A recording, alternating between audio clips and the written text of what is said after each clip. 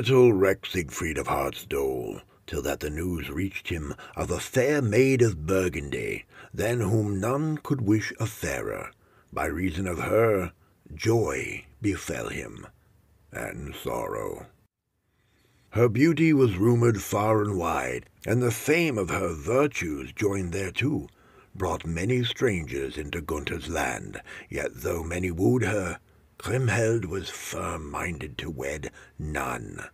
The man that was to win her was yet a stranger. Thereupon Sigmund's son yearned to her with true love.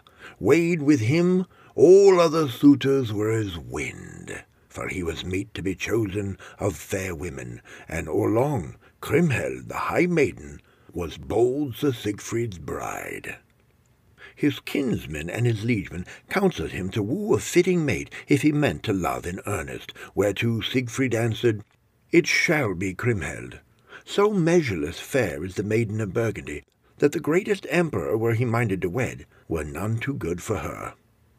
The tidings came to Sigmund's ear. His knights told him Siegfried's intent, and it irked him that his son should woo the royal maiden. To Sieglind, the king's wife, they told it also, and she feared for his life, for she knew Gunther and his men. They would have turned him from his quest. Spake bold Siegfried then, "Dearest father mine, either I will think no more on women at all, or I will woo where my heart's desire is." And for all they could say, he changed not his purpose. Then said the king, "If thou wilt not yield in this, I faith, I approve thy choice, and will further thee therein as I best can. Nevertheless Gunther hath many mighty men, were it none other than Hagen, an arrogant and overweening knight. I fear both thou and I must rue that thou goest after this king's daughter." "What harm can come thereof?" answered Siegfried. "What I win not for the friendly asking, I will take by the prowess of my hand. I doubt not but I shall strip him of both liegemen and lands." But Sigmund said, "I am grieved at thy word. If it were heard at the Rhine, thou dost not ride at all into Gunther's country. Both Gunther and Gernot are known to me from aforetime, and by force shall none win the maiden. That have I often heard. But if thou wilt ride thither with warriors, I will summon my friends. They will follow thee, nothing loath." Siegfried answered, "I will not ride with any army of warriors to the Rhine. It would shame me so to win the maiden by force.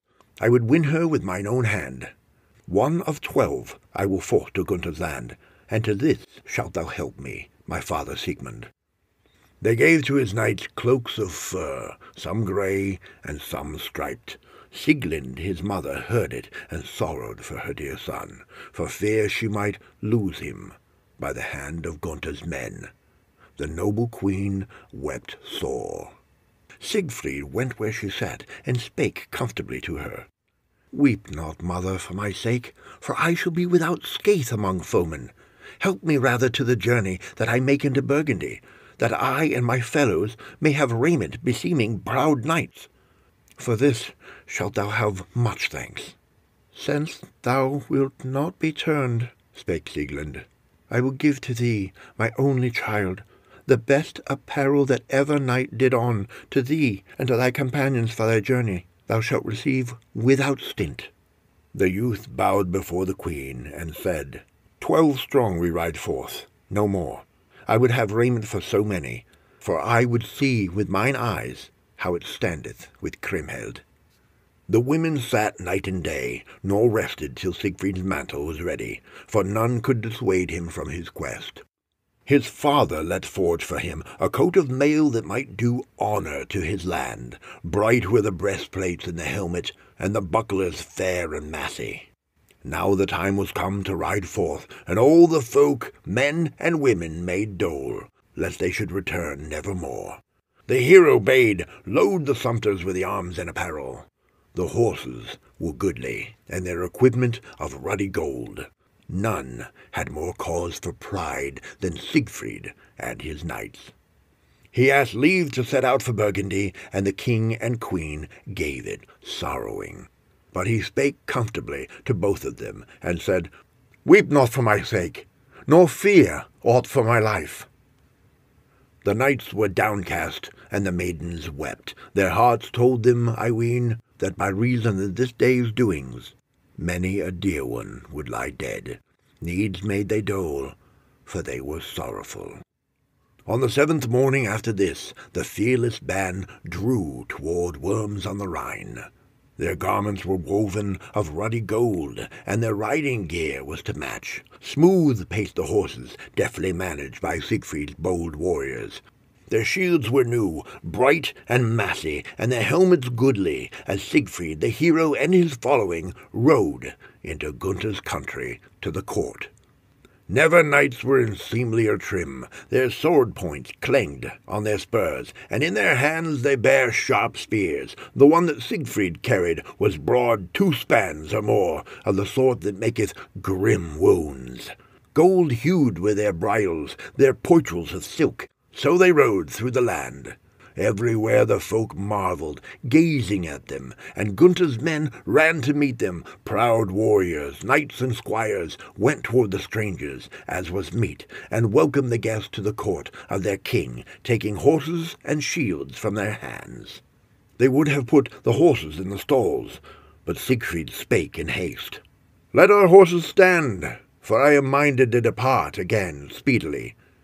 Where I may find Gunther, the great king of Burgundy, let whoso knoweth tell me." One answered him that knew. "Thou mayest see the king if thou wilt.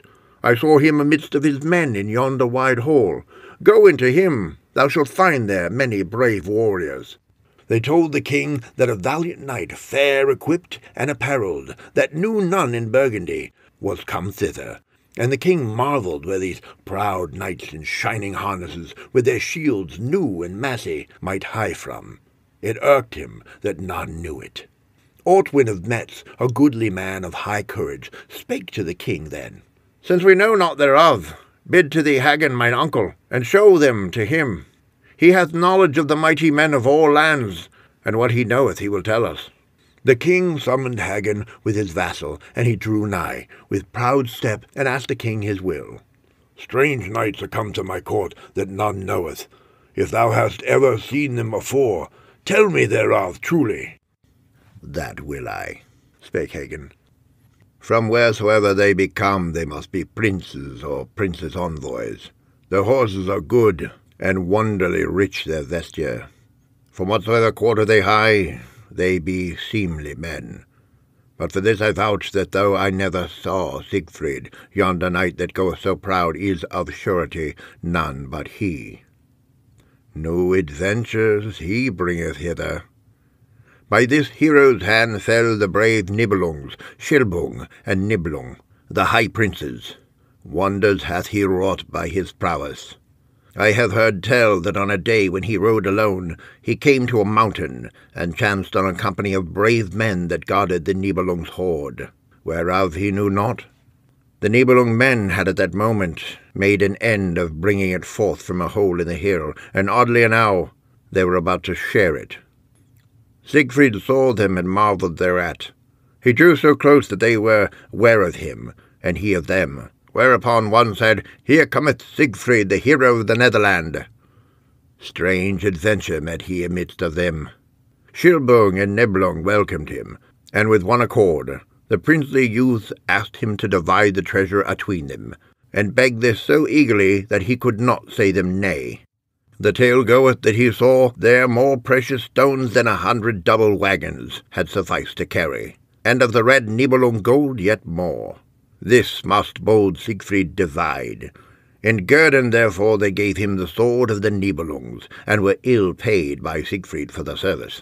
He strove vainly to end the task, whereat they were wroth, and when he could not bear it through, the kings with their men fell upon him. But with their father's sword, that hight Balmung, he wrested from them both hoard and land.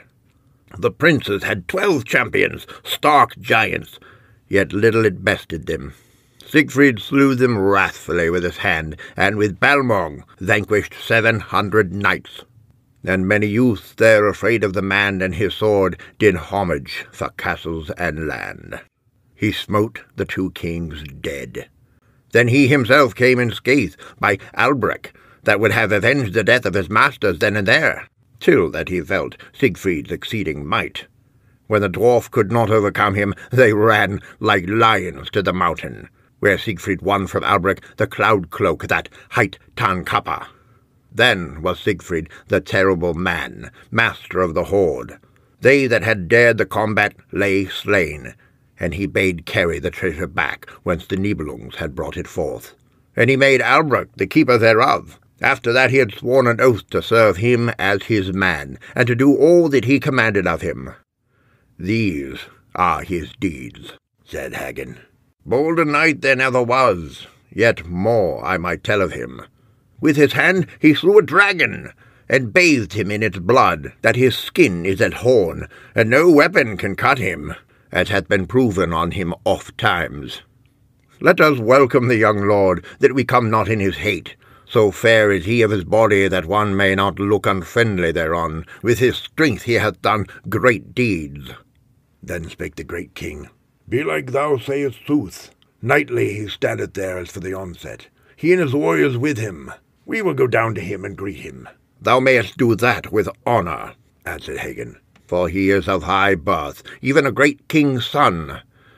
By Christ, there is somewhat in his bearing that showeth he hath ridden hither on no slight matter.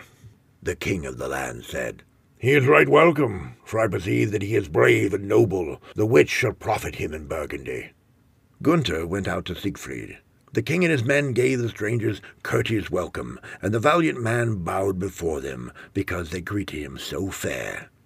I would know, said the king, whence noble Siegfried cometh, and what he seeketh at Worms by the Rhine.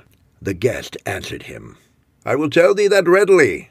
Word hath reached me in the land of my father, that here by thee dwell the prowest knights ever sworn to king. I have heard much of these, and would know them.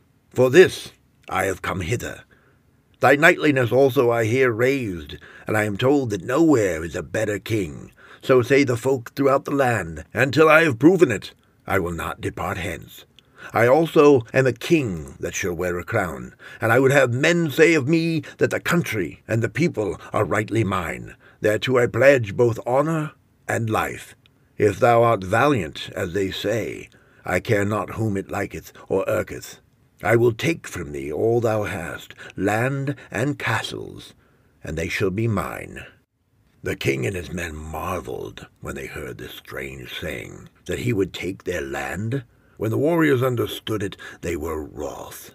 Wherein have I wronged thee, said Gunther the knight, that I should yield to the might of any man, what my father ruled so long with honour?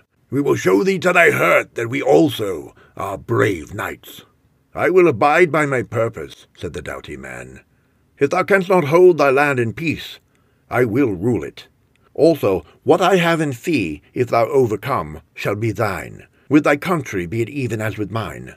To the one of us twain that overcometh shall the whole belong, people and land. But Hagen and Gernot answered him back straightway. We desire not, said Gernot, to win new kingdoms at the cost of dead heroes. Our land is rich, and we are the rightful lords. The folk desire none better. Grim and angered stood Gunther's kinsmen. Amidst of them was Ortwin of Metz, who said, This bargain pleaseth me little. Bold Siegfried hath challenged thee wrongfully. Were thou thy brothers naked, and he with a whole king's army at his back, I would undertake to show the overweening man he did well to abate his pride. Whereat the knight of the Netherland was wroth, and said, None such as thou art shall raise a hand against me, for I am a great king. Thou art but a king's man. 12 of thy sort could not withstand me. Then Ortwin of Metz, the sister's son of Hagen of Trony, cried aloud for his sword. It grieved the king that he had kept silent so long. But Gernot, a warrior bold and keen, came betwixt them. He said to Ortwin, Calm thyself. Siegfried hath done naught to us, that we should not tend this matter peaceably. I counsel that we take him to friend. That were more to our honour. Then said Hagen the stark man, It may well irk thy knight that he rideth hither as a foeman. Better had he refrained. My masters had never done the like by him. Brave Siegfried answered, If thou like not my words, I will show thee here in Burgundy the deeds of my hand. That I will hinder, said Gernot, and he forbade to his knights their overweening words, for they irked him. Siegfried also thought on the noble maiden. Wherefore should we fight thee? Said Gernot. Though every knight lay dead thereby, small were our glory, and little thine advantage. Whereto Siegfried, King Sigmund's son, answered, Why do Hagen and Ortwin hang back with their friends, whereof they have enow in Burgundy? But these must needs hold their pace, as Gernot commanded them. Thou art welcome, said Uta's son, thou and thy comrades that are with thee, for we will serve thee gladly, I and my kinsmen. They let pour for them Gunther's wine, and the host of that land, even Gunther the king, said, All that is ours, and whatsoever thou mayest with honour desire, is thine to share with us, body and goods. Then Siegfried was milder of mood. What he and his men had had with them was seen to. They gave Siegfried's knights good quarters and fair lodging, and they rejoiced to see the stranger in Burgundy. They did him honour many days, more than I could tell. This he won, I trow, by his valour. Few looked on him sourly. The king and his men busied them with sports, and in each undertaking Siegfried still approved him the best. Whether they threw the stone or shot with the shaft, none came near him by reason of his great strength. Held the doughty warrior's tourney before the women, then looked these all with favour on the knight of the Netherland. But as for him, he thought only on his high love. The fair women of the court demanded who the proud stranger was. He is so goodly, they said, and so rich his apparel. And there answered them folk enow, It is the king of the Netherland. Whatsoever sport they followed, he was ready. In his heart he bare the beautiful maiden that as yet he had not seen, the which spake in secret kind words also of him. When the youths tilted in the courtyard, Kriemhild, the high princess, looked down at them from her window, nor at that time desired she better pastime. Neither had he asked better, had he known that his heart's dear one gazed upon him. The fairest thing on earth had he deemed to behold her eyes. When he stood there amidst of the heroes of the tilt-yard, as the custom is, to rest at the tourney, so graceful the son of Sieglind bare him, that the hearts of many maidens yearned toward him, and ofttimes would he think, How shall I obtain to behold the noble lady that I have loved long and dearly? She is still a stranger. For this reason I am downcast. When the rich kings rode abroad, it behooved the knights to go with them, wherefore Siegfried also rode forth, the which irked the damosel sore, and likewise for love of her he was heavier now of his cheer. So a year, I say sooth, he abode by these princes, nor in all that time had once seen his dear one, that afterward brought him much gladness and dole.